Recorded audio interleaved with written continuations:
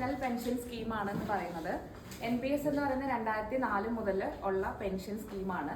2004 മുതൽ 2009 വരെ ഇത് ഗവൺമെന്റ് എംപ്ലോയീസിന് വേണ്ടി മാത്രമായിരുന്നു ഇതിൽ ജോയിൻ ചെയ്യാനായിട്ട് പറ്റിയിട്ടുണ്ടായിരുന്നത്. 2009 ശേഷം ഇത് പബ്ലിക്കിന് കൂടെ വേണ്ടിയിട്ട് ഓപ്പൺ ചെയ്ത് കൊടുത്തു. പിന്നെ ഇത് റീസെന്റ് ആയിട്ട് NPS വാത്സല്യ എന്ന് പറഞ്ഞിട്ട് ഒരു സ്കീം ഇൻട്രൊഡ്യൂസ് ചെയ്തിട്ടുണ്ട്. അത് കിഡ്സ് ജോയിനിങ്ങിന് വേണ്ടിയിട്ടാണ്. ഈ നോർമൽ NPSനകത്ത് ആർക്കൊക്കെ ജോയിൻ ചെയ്യാമെന്ന് വെച്ച് കഴിഞ്ഞാൽ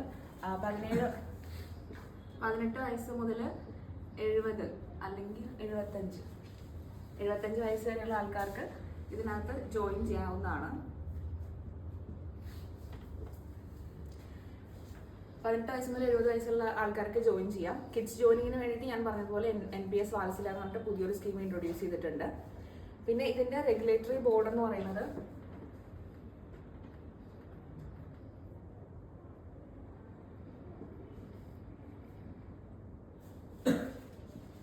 പെൻഷൻ ഫണ്ട്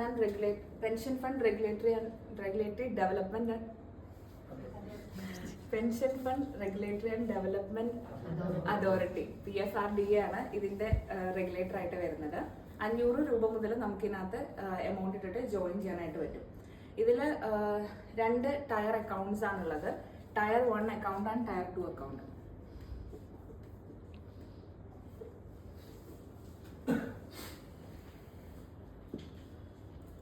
ഈ ടയർ 1 അക്കൗണ്ട് എന്ന് പറയുന്നത് എല്ലാവർക്കും മാൻഡേറ്ററി ആണ്. ഇതിനകത്ത് നമുക്ക് ടാക്സ് ബെനിഫിറ്റും പ്ലസ് ലോക്കിൻ പീരീഡും കാര്യങ്ങളൊക്കെ വരുന്നുണ്ട്. ഇനി ടയർ 2 അക്കൗണ്ട് എന്ന് പറയുന്നത് അതിനകത്ത് പ്രത്യേകിച്ച് ഫോർമാലിറ്റീസോ കാര്യങ്ങളൊന്നും ഇല്ല. പക്ഷേ ടയർ 2 അക്കൗണ്ട് എടുക്കണമെന്നുണ്ടെങ്കിൽ നമുക്ക് ടയർ 1 അക്കൗണ്ട് മാൻഡേറ്ററി ആണ്. ഓക്കെ, ഇനി ഇതിന്റെ വർക്കിംഗ് എങ്ങനെയാണെന്ന് നോക്കാം. ഇതിനകത്ത് ഇൻവെസ്റ്റ്മെന്റ് ചെയ്യുന്നത് നമ്മൾ പബ്ലിക്കിൽ നിന്ന് വാങ്ങിക്കുന്ന എമൗണ്ട് പെൻഷൻ ഫണ്ടുകളിലോട്ടാണ് ഇൻവെസ്റ്റഡ് ആവുന്നത്. ഇത് മാർക്കറ്റ് ലിങ്ക്ഡ് ആയിട്ടുള്ള ഒരു ഇൻവെസ്റ്റ്മെന്റ് ആണ്. ലൈക്ക് ഒരു പെൻഷൻ പ്ലാൻ. എന്തിനാണ് NPS എന്ന് ചോദിച്ചു കഴിഞ്ഞാൽ ഒരു ഇൻഡിവിജ്വൽസിന് അല്ലെങ്കിൽ എംപ്ലോയീസിന് ഫ്യൂച്ചറിൽ ഒരു പെൻഷൻ കിട്ടുന്നതിന് വേണ്ടിയിട്ട് അല്ലെങ്കിൽ അവരുടെ റിട്ടയർമെന്റ് പ്ലാനിന് വേണ്ടിയിട്ടാണ് നമ്മൾ ഈ ഒരു NPS ഇൻട്രൊഡ്യൂസ് ചെയ്തിട്ടുള്ളത്. ഇതിന്റെ വർക്കിംഗ് ഞാൻ പറഞ്ഞ പോലെ തന്നെ ഇത് മാർക്കറ്റ് ലിങ്ക്ഡ് ആയതുകൊണ്ട് മാർക്കറ്റിലെ പെൻഷൻ ഫണ്ടുകളിലോട്ടാണ് ഇതിന്റെ എമൗണ്ട് ഇൻവെസ്റ്റ് ആവുന്നത്. അവിടെ നമ്മുടെ മ്യൂച്വൽ ഫണ്ട് പോലെ തന്നെ ഫണ്ട് മാനേജേഴ്സ് ഉണ്ടാവും ഇത് മാനേജ് ചെയ്യാനായിട്ട്. ഇത് 4 അസറ്റ് ക്ലാസ്സിലോട്ടാണ് ഇതിന്റെ എമൗണ്ട് ഇൻവെസ്റ്റ് ആവുന്നത്.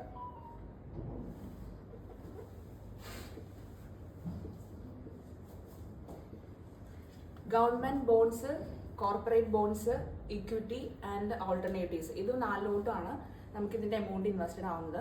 ഈ ഓൾട്ടർനേറ്റീവ്സിനകത്ത് നമുക്ക് റിയൽ എസ്റ്റേറ്റും ഹെഡ്ജിങ് പോലത്തെയൊക്കെയാണ് കാറ്റഗറീസ് വരുന്നത്. അപ്പോൾ അതിൽ നമ്മൾ നോട്ട് മോർ ദാൻ 5% നമ്മൾ മാക്സിമം അതിലോട്ട് ഇൻവെസ്റ്റ്മെന്റ് ചെയ്യത്തുള്ളൂ. ഇനി ഇതിന്റെ ഓപ്പറേഷൻ ആണ് പറയുന്നത്. അതായത് നമുക്ക് ഇതിനകത്ത് 2 മോഡുകളുണ്ട്. ഒന്ന് ഓട്ടോ ചോയ്സും രണ്ടാമത്തെ ആക്റ്റീവ് ചോയ്സും.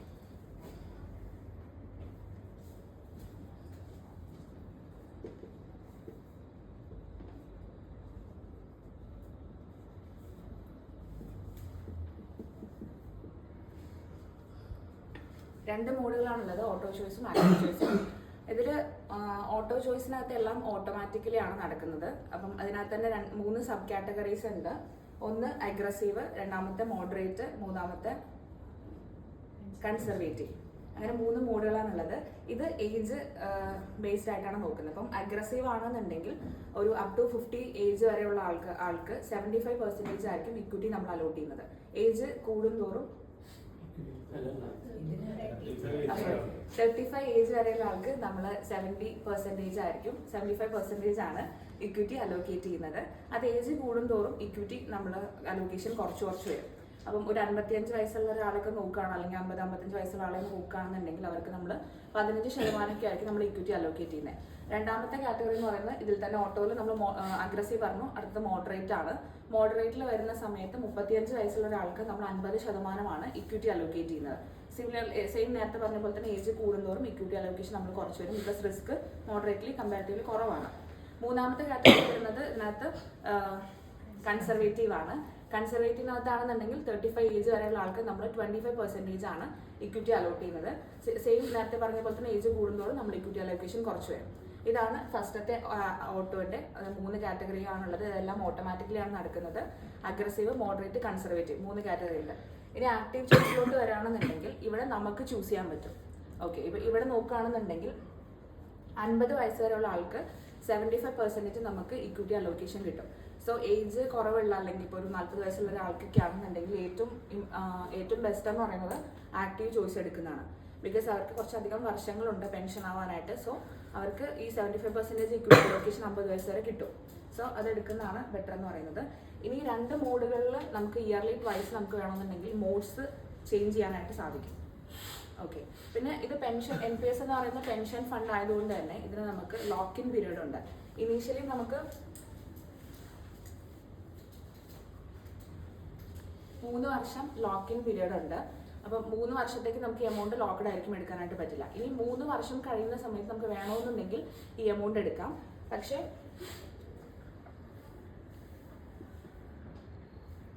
3 വർഷം കഴിയുന്ന സമയത്ത് ഈ എമൗണ്ട് 2.5 ലക്ഷത്തിന് താഴെയോ അല്ലെങ്കിൽ 2.5 ലക്ഷം ആണെന്നുണ്ടെങ്കിൽ നമുക്ക് മൊത്തം എമൗണ്ട് വിഡ്രോവൽ എടുക്കാനായിട്ട് പറ്റും.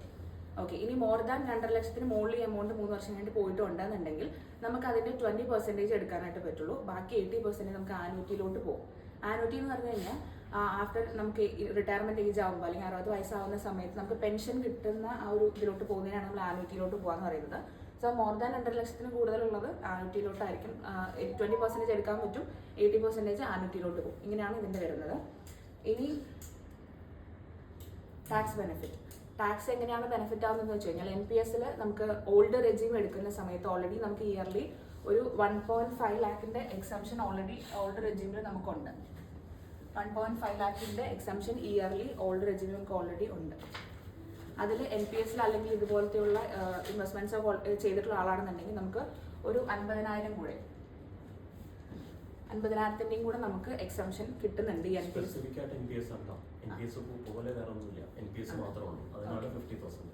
ഓക്കെ, അപ്പം നമുക്ക് ഓൾറെഡി നമുക്ക് 1.5 ലാഖിൻ്റെ എക്സംഷൻ ഇയർലി കിട്ടുന്നുണ്ട് ഓൾഡ് ടാക്സ് റെജീമിൽ പെർ ഇയർ. പ്ലസ് NPS-ൽ ഇൻവെസ്റ്റ് ചെയ്യുന്ന ഒരാളാണ്, NPS-ൽ ചെയ്തിട്ടുള്ള ഒരാളാണെന്നുണ്ടെങ്കിൽ നമുക്ക് ഒരു 50,000-ൻ്റെയും കൂടെ എക്സംഷൻ അവിടെ കിട്ടും.